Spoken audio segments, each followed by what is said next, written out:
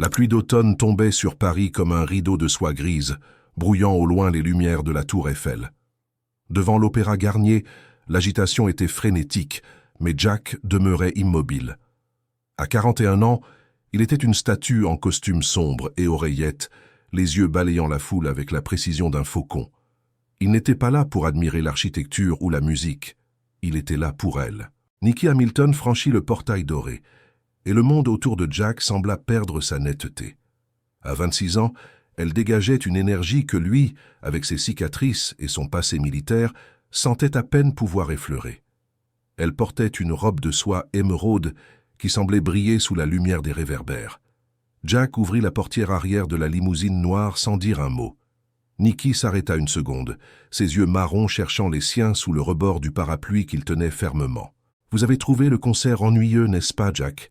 demanda Nikki, un sourire espiègle dansant sur ses lèvres tandis qu'elle s'abritait de la pluie sous la protection qu'il lui offrait. Jack ne détourna pas le regard de la rue, gardant une voix professionnelle et contenue. « Mon travail n'est pas d'écouter la musique, mademoiselle Nikki. C'est de veiller à ce que vous puissiez l'écouter en toute sécurité, » répondit Jack, même si, au fond de lui, il savait exactement quel mouvement de violon l'avait fait fermer les yeux et soupirer pendant le deuxième acte. Nikki entra dans la voiture, laissant échapper un soupir chargé d'un poids que personne d'autre ne percevait, sauf lui. Jack referma la portière, sentant le parfum d'elle, jasmin et pluie, imprégner l'air autour de lui. Il se dirigea vers le siège du conducteur, ressentant le poids des 7 années qu'il portait sur les épaules. 7 années à protéger une femme qu'il avait vue grandir, s'épanouir et devenir le centre de son univers silencieux. Alors qu'il conduisait le long des avenues illuminées, le silence dans la voiture était dense, presque palpable. Nikki observait le profil de Jack dans le rétroviseur. Elle voyait la ligne dure de sa mâchoire, la petite cicatrice près de son oreille gauche et la manière dont ses grandes mains serraient le volant avec une force inutile. « 7 ans, Jack !» murmura soudain Nikki, appuyant la tête contre la vitre froide de la fenêtre. « 7 ans que tu me suis comme une ombre. Tu ne te lasses jamais de moi ?» Jack la regarda dans le miroir pendant à peine une seconde, juste assez pour que son cœur fasse un sursaut qu'il écrasa aussitôt. « J'ai été engagé pour un travail, mademoiselle, » dit-il, la voix plus rude qu'il ne l'aurait voulu. « Et je ne laisse jamais un travail inachevé. » Mais la vérité, qui hurlait en lui à chaque battement de cœur, était bien différente. Il n'était pas là pour le contrat millionnaire de son père Arthur Hamilton. Il était là parce que 7 ans plus tôt, lorsque Nikki n'était qu'une adolescente perdue en quête d'attention, elle avait été la seule personne à regarder le soldat brisé qu'il était et à lui demander s'il avait froid. Depuis ce jour-là, Jack savait que son âme ne lui appartiendrait plus jamais. Lorsqu'ils s'arrêtèrent à un feu rouge sur la place de la Concorde, Nikki se pencha en avant, se retrouvant dangereusement près du siège de Jack. « Parfois, je crois que tu es fait de pierre, Jack, » dit Nikki, sa voix désormais un simple murmure qui effleura sa nuque, faisant hérisser les poils de ses bras. « Mais j'ai vu tes mains trembler quand la voiture a failli déraper la semaine dernière. Ce n'était pas la peur de l'accident, n'est-ce pas ?» Jack ne répondit pas. Il ne le pouvait pas. S'il ouvrait la bouche à cet instant, les 7 années de maux avalés, de désirs réprimés et de nuits blanches à veiller sur son sommeil pourraient déborder. Il passa simplement la vitesse et accéléra, laissant derrière lui les lumières de Paris et plongeant dans l'obscurité de la route qui menait au manoir Hamilton, sans savoir que ce serait la dernière nuit de paix qu'il connaîtrait. Le manoir des Hamilton, situé aux abords de Paris, était un monument à l'opulence et à l'isolement. Pour beaucoup, c'était un palais. Pour Jack, c'était une forteresse qu'il protégeait au péril de sa vie.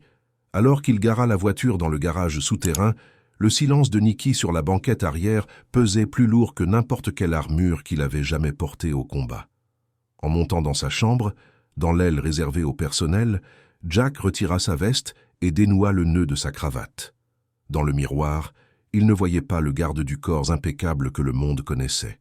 Il voyait un homme de 41 ans, avec la carte de ses guerres inscrite sur la peau.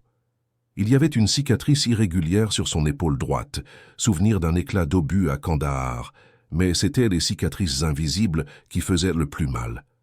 Il ouvrit le tiroir de la table de chevet et prit un petit carnet en cuir. Entre ces pages se trouvait une photographie Polaroid usée. Nikki a 19 ans, les genoux écorchés, et un regard de fureur provocante après avoir tenté de fuguer pour la 3e fois cette semaine-là. Ce jour-là, 7 ans plus tôt, Jack venait tout juste d'être engagé. Son père, Arthur Hamilton, un homme dont le cœur semblait fait de billets de banque, dit à Jack avec une froideur tranchante « Je ne veux pas d'une nounou, Jack. Je veux un chien de garde. Elle est têtue, imprudente, et c'est mon atout le plus précieux. Gardez-la en vie et loin des ennuis. » Le reste n'a aucune importance, mais pour Jack tout a compté dès la première seconde. Il se souvenait l'avoir trouvée cachée dans l'ancienne grange de la propriété, pleurant de rage parce que son père avait oublié son anniversaire pour la 3e année consécutive. « Allez-vous-en » avait crié Nicky à l'époque en lui lançant une petite pierre. « Vous n'êtes qu'un robot de plus à la solde de mon père. Combien vous paye-t-il pour faire semblant de vous en soucier ?» Jack ne bougea pas. Il ne riposta pas et n'utilisa pas non plus le ton autoritaire qu'il employait avec ses subordonnés à l'armée. Il s'assit simplement sur le sol poussiéreux, à une distance respectueuse, et sortit de sa poche une barre de chocolat écrasé qu'il avait achetée à la station-service en route vers le manoir. « Il me paie pour m'assurer que vous êtes en sécurité, mademoiselle », avait dit Jack, d'une voix calme qui deviendrait son encre au fil des années suivantes. « Mais personne ne me paie pour dire que je suis désolé qu'il soit un idiot. Joyeux anniversaire. » Nicky s'arrêta de pleurer. Elle regarda l'homme gigantesque devant elle, aux mains calleuses et aux yeux qui semblaient avoir vu la fin du monde, et y vit quelque chose qu'elle n'avait jamais vu chez aucun autre employé, de la sincérité. Elle accepta le chocolat, et cet après-midi-là, le mur entre le protecteur et la protégée eut sa première fissure. De retour au présent, Jack rangea la photo en entendant un léger coup frapper à sa porte. Il se figea. Aucun membre de l'équipe de sécurité ne frappait à sa porte à cette heure-là. Il enfila rapidement une chemise et ouvrit la porte. C'était Nicky. Elle portait encore la robe émeraude, mais elle était pieds nus, tenant ses chaussures coûteuses dans une main. Elle paraissait petite sous la lumière jaunâtre du couloir. « Je n'arrive pas à dormir, Jack, » dit Nicky, la voix dépourvue de l'ironie qu'elle utilisait habituellement comme bouclier. « Chaque fois que je ferme les yeux, j'ai l'impression que quelque chose est en train de changer. Tu le ressens aussi ?»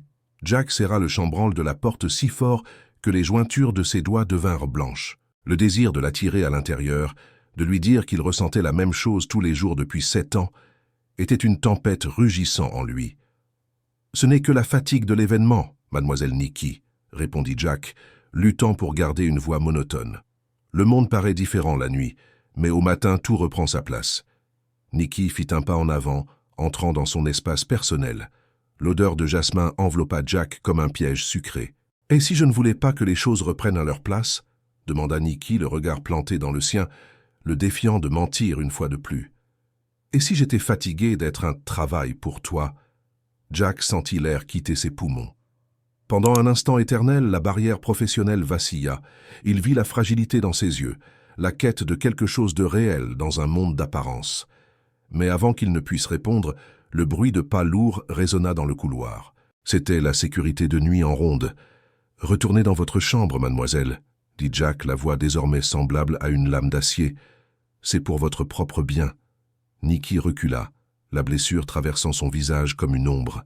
« Tu es très doué pour me protéger du monde, Jack, » murmura-t-elle avant de se détourner. « Mais qui va me protéger de toi et de ce que tu me fais ressentir ?» Elle disparut dans l'obscurité du couloir, laissant Jack seul avec le silence assourdissant de sa chambre et la prise de conscience terrifiante que le temps des vérités cachées touchait à sa fin. Le contrat disait qu'il devait la protéger, mais son cœur savait que le plus grand danger pour Nicky Hamilton ne venait pas de l'extérieur. Il venait de l'homme prêt à brûler le monde pour elle, mais qui n'avait pas le courage de prononcer son nom à voix haute. La demeure était en effervescence avec les préparatifs pour le 50e anniversaire d'Arthur.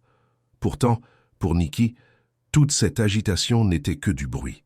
Ce matin-là, elle décida qu'elle devait sortir, fuir ces murs qui semblaient se refermer sur elle depuis la conversation de la veille au soir dans le couloir. « Allons sur la côte, Jack », ordonna Nicky en montant dans le SUV noir, les lunettes de soleil dissimulant la fatigue dans ses yeux. « Pas de questions, pas d'itinéraire. Conduis, c'est tout. » Jack ne protesta pas. Il connaissait Nicky suffisamment bien pour savoir que son silence était parfois un appel à l'aide. Il prit le volant et, dès que les roues atteignirent l'autoroute en direction de la Normandie, l'atmosphère changea. Nikki tendit la main vers le tableau de bord et alluma le système audio. La musique commença à remplir l'habitacle. Ce n'était ni la musique classique que son père adorait, ni le jazz feutré des soirées de gala. C'était une mélodie douce, une voix féminine française chargée de mélancolie et de désir. Les paroles parlaient de quelqu'un qui observait de loin, d'un amour qui grandissait dans l'ombre et qui craignait la lumière du jour. Jack ressentit le poids de chaque mot. Il garda les yeux fixés sur la route, mais ses mains, fermes sur le volant, semblaient battre au rythme de la chanson. Il savait ce que Nikki faisait. C'était sa façon de le confronter, sans avoir à prononcer les mots qu'il refusait d'entendre. « Cette chanson me rappelle quelqu'un, Jack », dit Nikki en brisant le silence tout en observant le paysage de champs verdoyants défiler à toute vitesse. Quelqu'un qui est toujours là, mais qui agit comme s'il était invisible. Quelqu'un qui me connaît mieux que je ne me connais moi-même, mais qui préférerait mourir plutôt que d'admettre ce qu'il ressent. Jack se racla la gorge, sa voix résonnant comme des pierres roulant dans une rivière. « C'est une chanson triste, mademoiselle. Les gens écrivent sur ce qu'ils imaginent, pas toujours sur la réalité. » Nikki laissa échapper un rire amer et changea de piste. Cette fois, une rythmique pop américaine, vibrante et intense, envahit la voiture. C'était Olivia Rodrigo, chantant la trahison et la douleur d'être ignorée. Nikki monta le volume jusqu'à ce que le son fasse vibrer les vitres du véhicule. « Et celle-ci » demanda Nikki, presque en criant pour se faire entendre au-dessus de la musique. « Celle-ci parle de la colère d'être mise de côté, de la douleur d'être protégée par quelqu'un qui ne te laisse pas entrer dans sa vie. Est-ce que c'est ta réalité, Jack ?» Jack n'en put plus. Il gara la voiture sur le bas-côté d'une route déserte, bordée de grands arbres. Le moteur continuait de tourner, mais il coupa la radio d'un geste brusque. Le silence qui suivit fut assourdissant. « Ma réalité », commença Jack en se tournant enfin vers elle, les yeux en feu, « c'est que j'ai passé les 7 dernières années à m'assurer que rien ne vous arrive. J'ai été à Kandahar, mademoiselle. J'ai vu ce que le monde fait aux personnes gentilles comme vous. Mon travail est d'être votre bouclier, pas votre confident. Si je me permets de ressentir ce que vous voulez que je ressente, j'échoue. Et si j'échoue, vous mourrez. Voilà ma réalité. » Nikki ne recula pas. Au contraire, elle se pencha au-dessus de la console centrale, se retrouvant à quelques centimètres de son visage. « Et que se passe-t-il si je suis déjà en train de mourir intérieurement à cause de ce bouclier ?» murmura Nikki, son souffle chaud effleurant le visage de Jack. « Que se passe-t-il si la seule personne qui me fait me sentir en sécurité est aussi celle qui me fait me sentir la plus seule ?» Jack ressentit l'envie de l'embrasser comme un incendie hors de contrôle. Il voyait la douleur et le défi dans ses yeux. Pendant une seconde, sa main bougea, non pas vers le volant ou son arme de service, mais vers son visage. Il voulait sentir la douceur de cette peau qu'il avait protégée de loin pendant presque une décennie. Mais avant que ses doigts ne puissent toucher la pommette de Nikki, la radio de Jack émit un signal strident. C'était la voix d'Arthur Hamilton, froide et autoritaire. « Jack, où êtes-vous? Rentrez en ville immédiatement. Les fiançailles de Nikki avec l'héritier des Lefebvre ont été avancées. Nous avons un dîner d'affaires dans 2 heures. Ne soyez pas en retard. » La tension dans la voiture se brisa comme du verre trempé. Nikki se recula, l'expression d'espoir remplacée par un masque de pure horreur. Jack ferma les yeux un bref instant, maudissant le temps et sa propre loyauté. « Nous devons y aller, mademoiselle, » dit Jack, la voix désormais morte à l'intérieur. « Oui, » répondit Nikki en regardant dehors, là où la pluie recommençait à tomber. « Nous devons aller jouer nos rôles. Vous, le garde du corps fidèle, et moi, la monnaie d'échange. » Jack passa la vitesse et reprit la route. Il ne remit pas la musique. Le silence n'était plus seulement une barrière. C'était le son d'un compte à rebours vers quelque chose auquel aucun des deux n'était prêt à faire face. Le manoir Hamilton était enveloppé d'une atmosphère de célébration glaciale. Le dîner avec les Lefebvre avait été un succès pour les affaires, mais un enterrement pour l'âme de Nikki. Jack était resté tout le temps à 2 pas de la table, une ombre silencieuse observant l'héritier, un homme arrogant de 30 ans, posait la main sur l'épaule de Nikki comme si elle était un trophée fraîchement acquis. Après le dîner, la tension suivit Jack jusqu'à son petit bureau de sécurité. Il avait besoin de se reprendre, de faire le vide dans son esprit, mais son corps agissait de manière mécanique.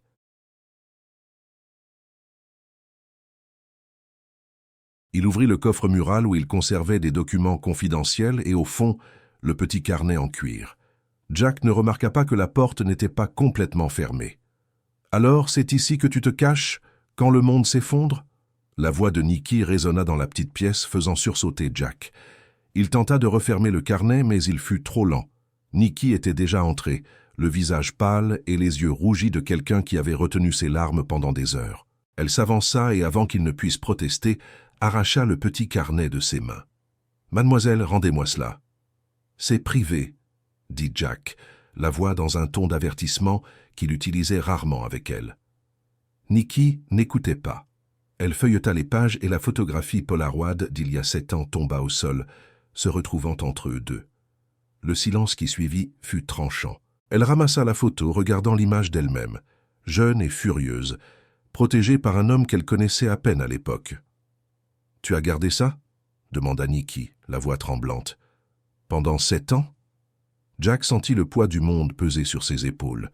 Il pouvait mentir, dire que ce n'était qu'une référence de sécurité, mais la vérité était inscrite sur son visage, dans la manière dont il regardait cette photo, comme si elle était ce qu'il avait de plus précieux. « Je garde ce qui est important pour moi, Nikki », admit Jack, laissant enfin tomber le titre formel.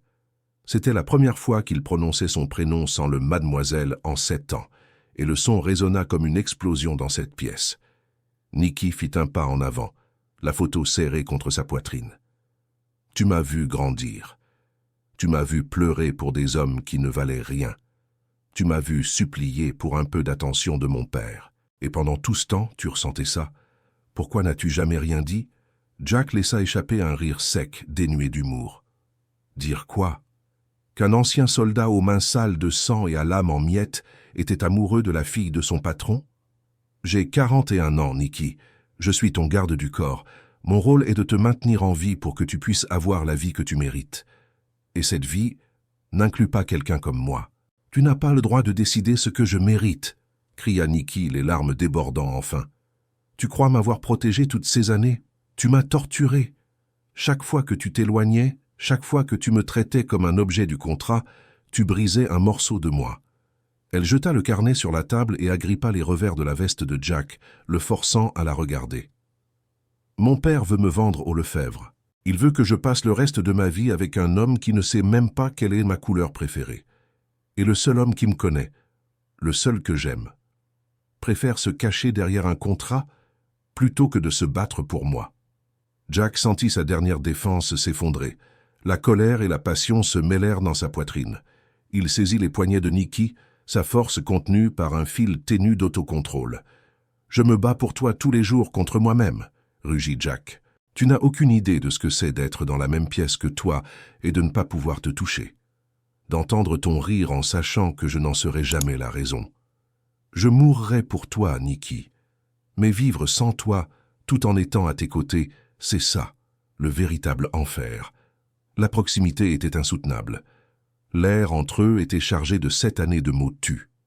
Jack regarda ses lèvres, et pendant un instant, la règle d'or du protecteur fut oubliée. Il se pencha, mais avant que leurs bouches ne se touchent, un son métallique retentit dans le couloir. Clac! Le bruit d'une arme que l'on désarme. Jack se retourna instantanément, l'instinct de combat prenant le dessus sur le désir. Il repoussa Nikki derrière lui, redevenant un bouclier humain. Sur le seuil, ce n'était ni son père ni un intrus. C'était le chef de la sécurité personnelle d'Arthur Hamilton, accompagné de 2 autres hommes armés.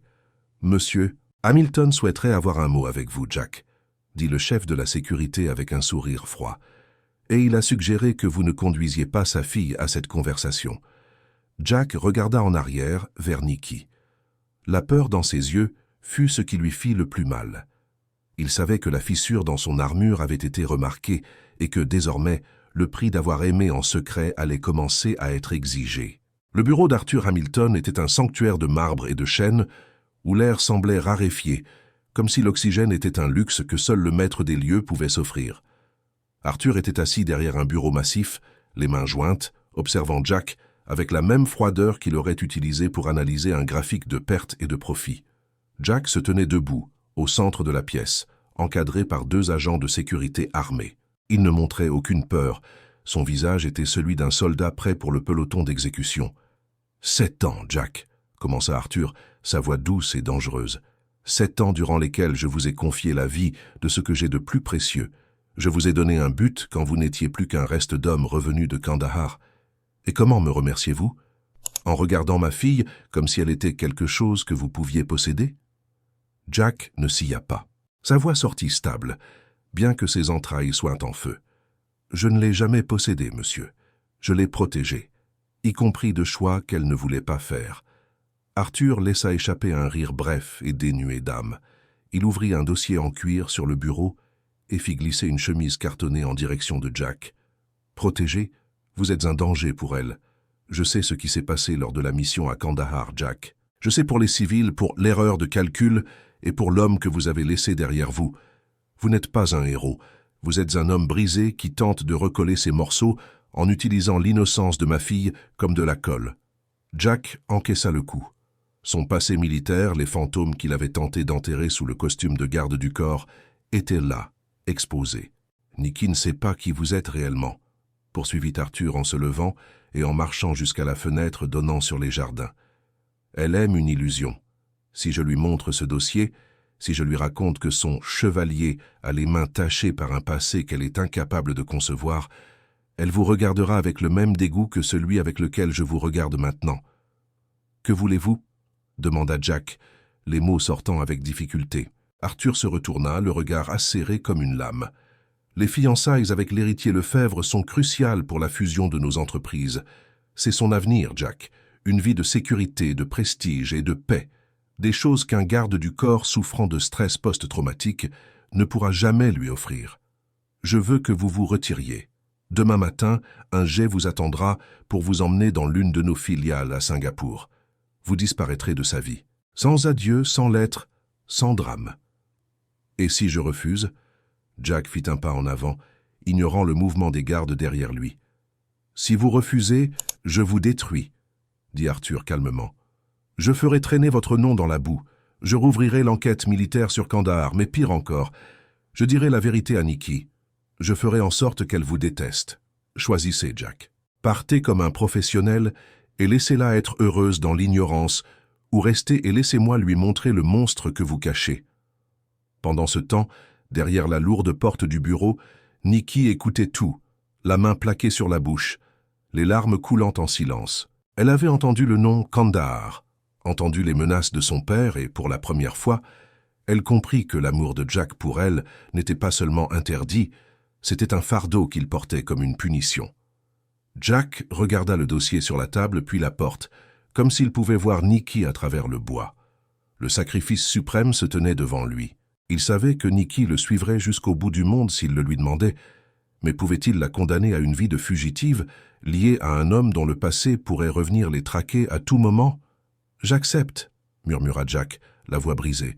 « Je partirai, mais à une condition. » Arthur inclina la tête, curieux. « Dites, ne la forcez pas à se marier demain, » dit Jack, les yeux fixés dans ceux d'Arthur. « Donnez-lui le temps de digérer mon départ. Ne la livrez pas au Lefebvre comme si elle était un contrat signé. » Arthur sourit, un sourire victorieux. « Vous essayez encore de la protéger, même au moment où l'on vous met à la porte. Très bien, Jack. Singapour. Demain à 6 heures du matin. » Jack sortit du bureau sans se retourner. Il ne vit pas Nikki dissimulée dans les ombres du couloir. Il alla droit dans sa chambre, prit le petit carnet en cuir et la photographie Polaroid. Il n'avait pas besoin de valise. Il n'avait jamais rien possédé qui lui appartienne vraiment dans cet endroit, si ce n'est le cœur d'une femme qu'il allait maintenant devoir briser pour la sauver. Ce qu'il ignorait, c'est que Nikki Hamilton n'était plus la jeune fille sans défense d'il y a 7 ans, et qu'elle était prête à brûler l'empire de son père pour ne pas laisser son ombre disparaître dans la nuit parisienne. La nuit au manoir Hamilton était étouffante. Jack avait fini d'organiser ses rares affaires. Au centre du lit, il ne restait plus que le dossier de Kandahar, le rappel qu'il était, selon les mots d'Arthur, un monstre. Il s'assit sur le bord du matelas, la tête entre les mains, comptant les minutes jusqu'à la voiture qui devait l'emmener à l'aéroport. La porte de sa chambre s'ouvrit sans prévenir. Jack n'eut pas besoin de regarder pour savoir qui c'était. Le parfum de jasmin et la respiration précipitée trahirent Nikki. Elle portait encore la robe de la réception, mais le tissu était froissé et son visage était marqué par des larmes qu'elle ne cherchait plus à cacher. Tu allais vraiment partir sans dire au revoir? Demanda Nikki, la voix brisée, chargée d'une douleur qui trancha l'air comme une lame. Jack se leva lentement, gardant la distance qu'exigèrent le contrat et sa propre conscience. « C'est mieux pour toi, Nikki. Ton père a raison. Je ne suis qu'une ombre sur ton chemin. Tu as un avenir brillant devant toi et moi je suis seulement l'homme qui tient la porte. » Nikki laissa échapper un rire amer, fit 2 pas rapides et se retrouva à quelques centimètres de lui. Elle désigna le dossier posé sur le lit. « J'ai tout entendu, Jack. J'ai entendu parler de Kandahar, j'ai entendu les menaces de mon père. Tu crois vraiment que ce qui s'est passé dans une guerre il y a des années m'importe? Penses-tu vraiment que je sois assez superficiel pour cesser de t'aimer à cause des cicatrices que tu portes ?» Jack ferma les yeux, sentant sa détermination vaciller. « Tu ne comprends pas, Nikki. Ce ne sont pas seulement des cicatrices, ce sont des erreurs, des morts. Je ne suis pas le héros que tu imaginais. Je suis un homme brisé qui a été payé pour te garder dans une bulle. Si tu viens avec moi, la bulle éclate. Tu vivras en fuite, avec peur de chaque ombre, lié à quelqu'un qui n'arrive même pas à dormir sans faire des cauchemars. »« Je vis déjà dans la peur, » cria Nikki en saisissant les mains de Jack et en l'obligeant à la sentir. « J'ai peur de me réveiller dans un monde où tu n'es pas là. J'ai peur de passer le reste de ma vie mariée à un inconnu, pendant que le seul homme qui me fait me sentir vivante est de l'autre côté de l'océan à cause d'un secret stupide. » Jack tenta de retirer ses mains, mais Nikki serra plus fort. Pour la première fois en 7 ans, le contact physique n'était pas accidentel. C'était une collision. « Regarde-moi, Jack, » implora-t-elle, la voix désormais un murmure désespéré. « Oublie le garde du corps, oublie mon père. Regarde la femme qui est devant toi. Pendant 7 ans, j'ai attendu que tu me voies. Pas comme une demoiselle, pas comme un travail, mais comme moi. » Jack ouvrit les yeux. La lumière tamisée de la lampe se reflétait dans ses larmes. La barrière qu'il avait construite avec tant d'efforts, brique par brique, année après année, s'effondra dans un fracas silencieux. Il laissa échapper un soupir qui semblait porter le poids d'une décennie et enfin laissa ses mains monter jusqu'au visage de Nikki. Ses doigts calleux touchèrent sa peau douce avec une révérence presque religieuse. « Je te vois, Nikki, » murmura-t-il, la voix rauque d'émotion. « Je te vois dans chaque rêve. Je te vois à chaque seconde où je ferme les yeux pour essayer de ne pas devenir fou. Je t'aime depuis le moment où tu m'as donné ce chocolat dans la grange, et c'est justement parce que je t'aime tant que je dois partir. »« Non, » murmura Nikki en fermant les yeux et en appuyant son visage contre la paume de sa main. « Pas cette fois. » Ce qui suivit fut inévitable. Jack se pencha et ses lèvres rencontrèrent celles de Nikki. C'était un baiser chargé de la fin de 7 années de silence, de la douleur de l'adieu et de la fureur d'un amour qui refusait de mourir. Il n'y avait plus de contrat, plus de costume, plus de passé. À cet instant, dans la chambre sombre de l'aile du personnel, il n'était plus que 2 êtres humains se retrouvant au milieu d'un naufrage. Jack l'attira plus près de lui, sentant la chaleur de son corps contre le sien. Pendant un moment éternel, il oublia Singapour, Arthur Hamilton et les ombres de Kandahar. Il n'était plus que Jack, et elle était sa Nikki, mais le destin, ou peut-être la surveillance constante du manoir, ne leur laisserait pas de répit. Le son de sirènes et l'éclat de lampes torches dans les jardins à l'extérieur brisèrent l'instant. La radio à la ceinture de Jack, qu'il avait laissée sur la table, se mit à grésiller frénétiquement. « Unité 1 pour Jack. Le périmètre a été violé. Nous avons un code rouge dans l'aile Est. Je répète, code rouge. Mettez immédiatement la demoiselle en sécurité. » Jack se détacha de Nikki, l'instinct de protection prenant instantanément le dessus sur la passion. Il saisit son arme de service, les yeux balayant la pièce, tandis que son esprit analysait la menace. « Que se passe-t-il » demanda Nikki, la voix tremblante de peur. « Ton père n'est pas le seul à avoir des secrets, Nikki, » dit Jack, la voix désormais froide et mortelle comme l'acier. « Quelqu'un de Kandahar m'a finalement retrouvé, et ils ne sont pas venus pour moi.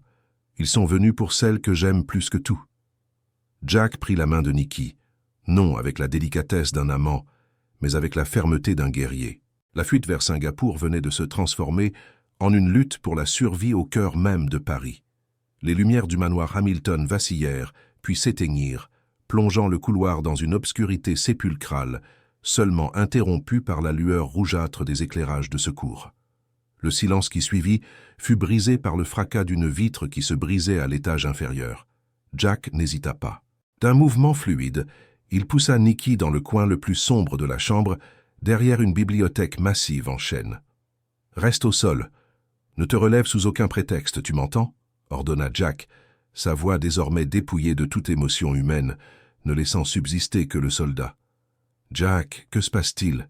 Qui sont-ils » murmura Nikki, la panique lui nouant la gorge, tandis qu'elle voyait sa silhouette se découper contre la fenêtre. « Des ombres du passé », répondit-il en vérifiant le chargeur de son pistolet. « Des gens que je pensais que le désert avait engloutis. » La porte de la chambre vola en éclats, sous un coup de pied retentissant. Jack tira 2 coups précis en direction de la silhouette qui entrait, entendant un grognement de douleur suivi d'un bruit sourd. Mais il savait que ce n'était que le premier. « Jack !» Une voix rauque et familière résonna dans le couloir, envoyant un frisson le long de l'échine du garde du corps. « 7 ans, Jack. 7 ans à te cacher dans ce palais pendant que nous pourrissions. Tu pensais que le contrat avec le millionnaire t'achetait l'oubli. » Jack reconnut la voix. C'était Elias, l'homme qu'il croyait mort dans l'explosion à Kandahar, l'homme qu'il avait été contraint de laisser derrière lui pour sauver le reste de l'unité. Les erreurs de calcul dont Arthur Hamilton avait parlé n'en étaient pas une. C'était un choix impossible. « Laisse sortir la fille, Elias !» cria Jack dans l'obscurité. « Ton affaire, c'est avec moi. Elle n'a rien à voir avec ce qui s'est passé là-bas. »« Elle a tout à voir avec ça !» ricana Elias d'un rire sec et dénué de raison. « Elle est la seule chose que tu aimes. Et je vais t'arracher ce que tu aimes, de la même façon que tu m'as arraché ma vie et mon honneur. » Des éclats de lumière et de fumée envahirent la chambre. Jack sentit l'impact d'un corps contre le sien. Lui et Elias luttaient au sol, une danse brutale de couteaux et de poings. Nikki, recroquevillée dans le coin, voyait l'homme qu'elle aimait se transformer en prédateur. Il n'y avait plus l'élégance du garde du corps en costume. Il n'y avait que la férocité d'un homme qui se battait pour protéger son monde. Jack réussit à porter un coup qui repoussa Elias pendant une seconde. Il rampa jusqu'à Nikki, l'attrapant par le bras. « On doit partir maintenant !» dit-il en la tirant vers un passage de service qu'il avait lui-même cartographié des années plus tôt pour une urgence comme celle-ci. Ils coururent dans les tunnels étroits du manoir, tandis que le bruit des coups de feu continuait de résonner au-dessus d'eux. Nikki était en état de choc, les mains tremblantes, mais la fermeté de la main de Jack était la seule chose qui l'empêchait de s'effondrer. Arrivé au garage secondaire, Jack la projeta à l'intérieur d'une ancienne voiture de sport qu'il gardait dissimulée sous une bâche. Il démarra en trombe, franchissant le portail de fer avant que les hommes d'Elias ne puissent refermer l'étau.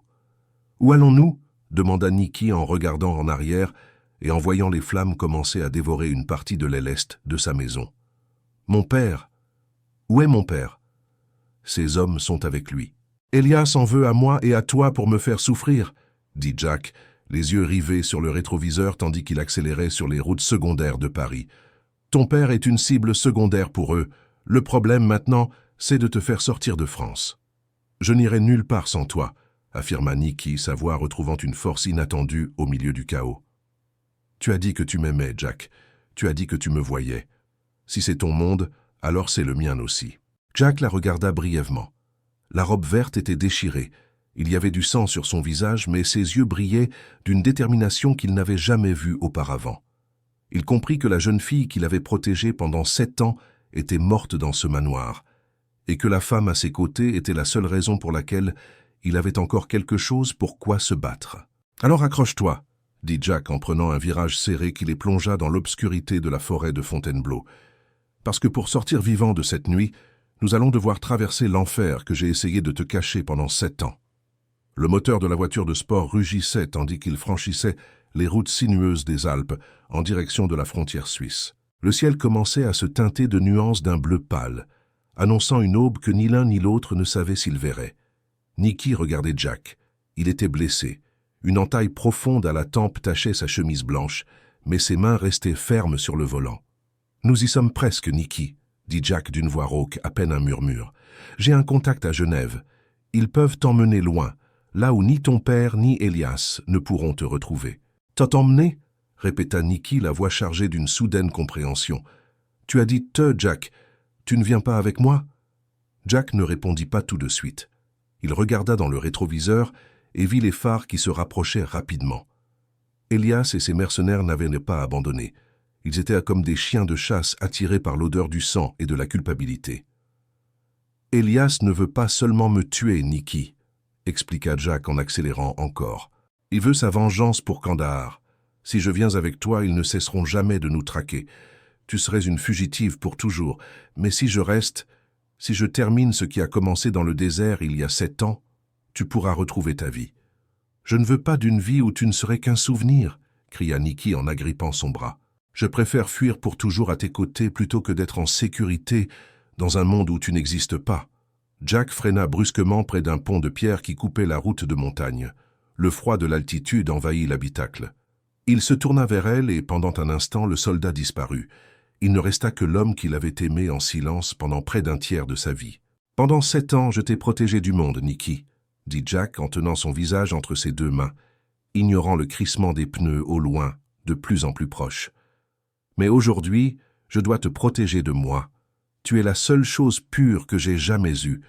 Ne laisse pas mon passé te consumer. » Il lui remit le petit carnet en cuir et la photographie Polaroid. À la fin du carnet, il y a les codes d'un compte bancaire que ton père ne connaît pas. C'est l'argent que j'ai économisé toutes ces années. Utilise-le pour être qui tu veux. Pas la fille du milliardaire, pas la fiancée d'un contrat. Simplement, Nikki. « Jack, je t'en prie, » sanglota-t-elle, mais il la fit taire d'un dernier baiser, bref et amer comme l'adieu qu'il n'avait jamais voulu donner. Jack sortit de la voiture et donna les clés à Nikki, la forçant à passer côté conducteur. « Conduis jusqu'au poste de contrôle.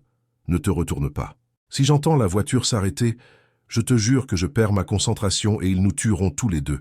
Fais-le pour moi, Nikki. Pour une fois.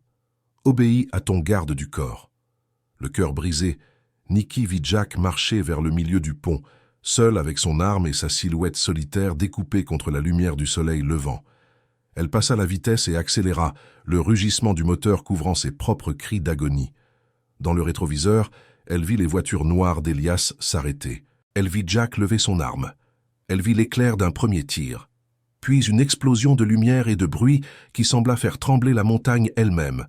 La vidéo se termine sur l'image de la route vide devant Nikki, ses mains serrant le carnet de Jack contre sa poitrine, tandis que la narration finale résonne « Il avait été engagé pour être son garde du corps. » Mais à la fin, Jack comprit que la plus grande preuve d'amour n'était pas de donner sa vie pour elle. C'était de la laisser partir, même si cela signifiait marcher seul dans le feu qu'il avait tenté d'éviter pendant 7 ans. Est-ce la fin de Jack? Le sacrifice de Jack a-t-il été vain, ou a-t-il encore une chance? Si tu veux savoir s'il a survécu au pont, commente « Il a survécu » et abonne-toi pour ne pas manquer la partie 2. L'histoire de Jack et Nikki est loin d'être terminée.